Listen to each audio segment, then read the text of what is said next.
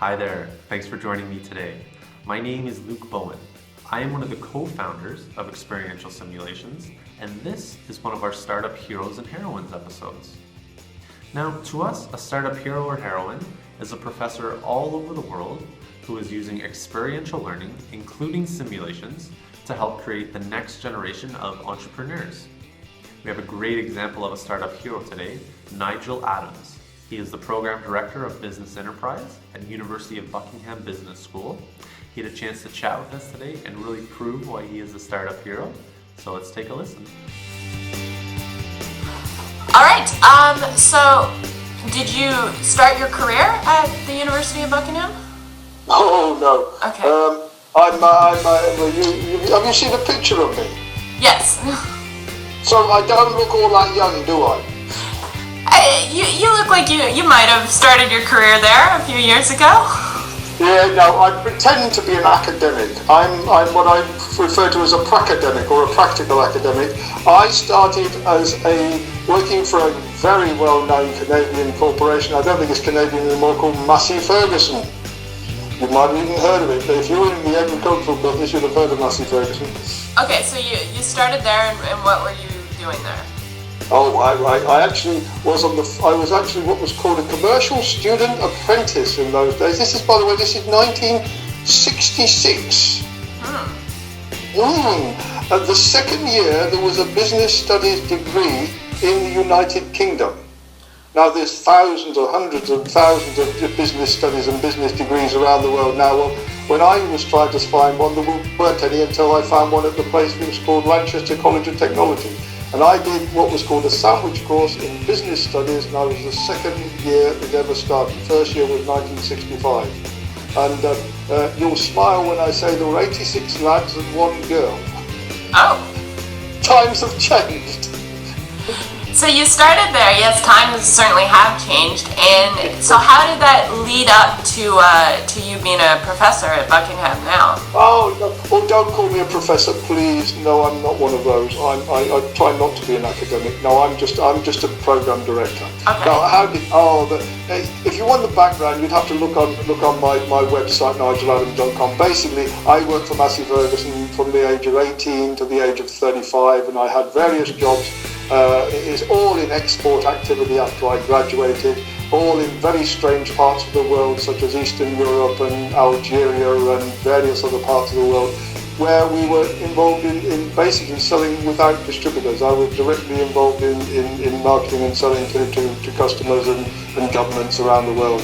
And then I ended up being a barter and counter trade specialist. And you'll go, what on earth is that? Well, in the days when there was no hard currency in Eastern Europe, the only way you could do any business was by barter or counter trade. And I became a barter and counter trade specialist. I said, if you want to look up a bit more, look on my website, nigeladams.com. Okay. Yeah, absolutely. That sounds like a great backstory. So you were kind of entrepreneuring. Basically, I was helping my company, Massey Ferguson, export a complete plant to Poland by buying products from Poland in the 1970s. Okay, I then was headhunted by Cargill, the commodity traders, to do a similar thing for them in other parts of the world. I moved to Switzerland, and I lasted 17 months after 17 years in Massey Ferguson, because they tried to change me from a barter and counter trade specialist into a commodity person. I quit, and my wife and I formed our own consultancy business, advising companies on barter and counter trade, which went on for several years until the wall came down, and then it all died a death. And then, amazingly, I ended up as a know-how fund advisor paid by the UK government to help change the mentality in state companies in Poland. Wow. And I did it for 9 years, having been appointed for a job for probably 12 to 18 months, and I helped change the mentality in many companies, and we helped them move to privatization, and then I helped British companies to establish operations in Central and Eastern Europe. And this is something that we see a lot with kind of startups and entrepreneurs all over the world. You are in one field, and then you find that field changes, and you move on to a completely different one. Absolutely. But the mentality continues. Yes. So then when that came to an end, when I came back from Poland, which I was in for 9 years, I actually came back to the University of Buckingham and said, do you need any help? And I ended up teaching as a visiting lecturer international marketing. And then they started this business enterprise program, which was started by a man called Phil Dover, Professor Dover, who was at Upson, which is not a million miles from you. It's down in near Boston. And it's the most famous entrepreneurial university in the world. And he came across here and he said, why don't we start a undergraduate venture creation program? Wow. Which means where students start and run their own business as an integral part of their honours degree. And at that time, nobody in the world was doing it at undergraduate level. And so in 2006, we started it. I was on the edges of it, but I then became program director when I was asked to help develop it in 2008. So you really were a pioneer in the field. Yeah, I claim, not only do I claim, but I back it up by research from people in Sweden, that we were the first undergraduate venture creation program in the world. There are two more that followed us, both in the United Kingdom, both one in Coventry, one in Huddersfield, and there are a few more developing. But if you want to look up vcplist.com, that's a research site that shows you all the venture creation programs, undergrad and postgrad, that Martin Lakeus has found in the world so far by his research, and he's based in Chalmers University in Sweden. Amazing. Thank you for that context. So what is the project that you are working on right now at the university? Running the BSc Business Enterprise program, which continues. Buckingham is different. We operate in a way that is not normal. We operate 4 terms per year. Therefore, our students don't have long holidays, but they get an honours degree in 2 years because they start in January, and 2 years later in December, or just less than 2 years later, they have succeeded, they have an honours degree. But my students also been running a business for 12 months or 18 months as an integral part of their degree.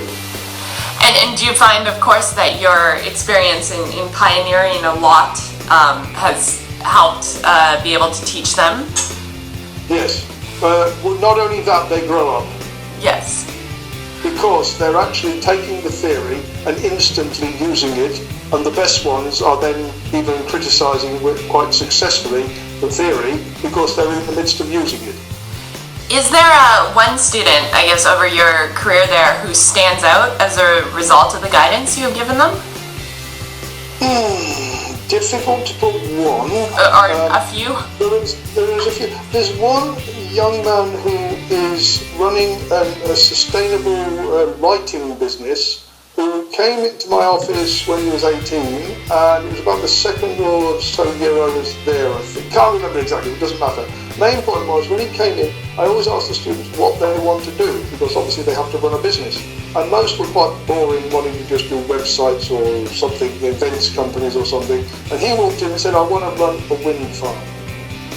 Wow. And I said, do you know how much wind farms cost? And he said, yes, about £20 million. And I said, well, if you pitch very well, you get 5,000 of those pounds. Where's the rest coming from?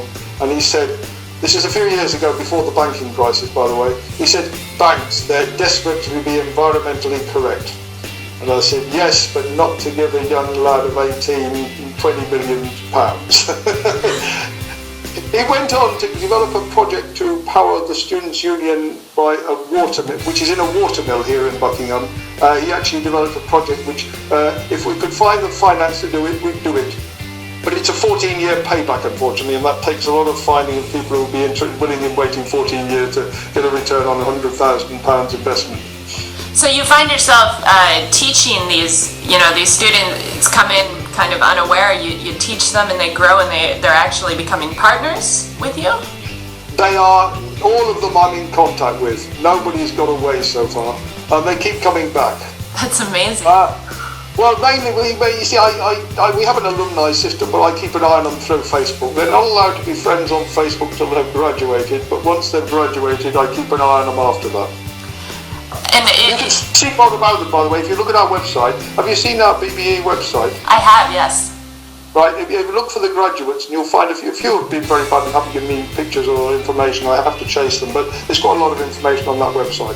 So you're not just teaching future students and then sending them out in the world, you're actually creating something with them, which is, I think, quite different than other universities. Once they've been here, they don't forget it, I can assure you. And where would you like your work to take you in the future? Would you like to continue partnering with these students and see them as successes, or create a whole new business?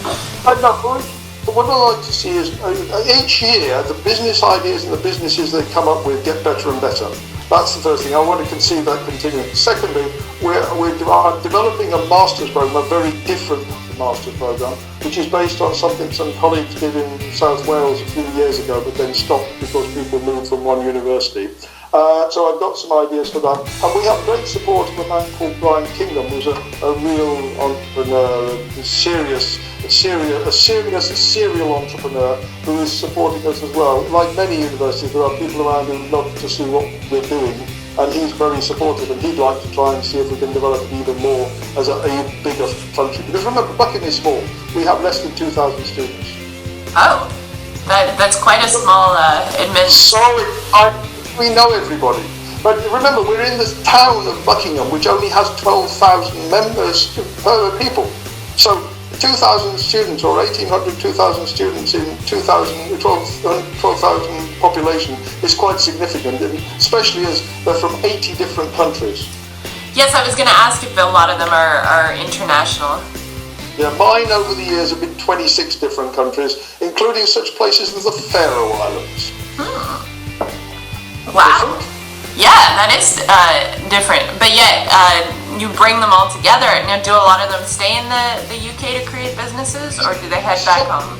They can, if they're European Union, of course they can stay. If they're overseas students, we have now a system called Graduate Entrepreneurship Visa, which means they can stay for 1 or 2 years afterwards. And if they're successful, they can actually, when they're entrepreneurs, they can stay in the UK longer. But the interesting thing is, I have students from all over the world, and basically we try and encourage everybody to mix, and we have mixed teams such as a young man from Ghana, a young woman from China, and another young man from Austria. Now you can imagine the cultural difference between those three is say interesting. Yes. They did the best pitch ever, they've earned more money than anybody else, and they're extremely successful. That is an amazing accomplishment to come out of your university and to come out of working with them. If you had one piece of advice to give future entrepreneurs, what would you say? I know that's a bit hard, but no, keep going. Keep going. Self-belief, the young women especially, the young women are usually better than the boys, but they don't sadly believe in themselves enough. They always underestimate their capabilities, so believe in yourself and keep checking and keep asking, but keep going. Perfect. Well, thank you so much for talking to me today, Nigel. Okay. All right. Well, thank you very much for that, Jasmine and Nigel. Again, this was one of our Startup Heroes and Heroines episodes. We're going to have a lot more episodes in the coming weeks where we profile startup heroes and heroines from all over the world. So, until next time.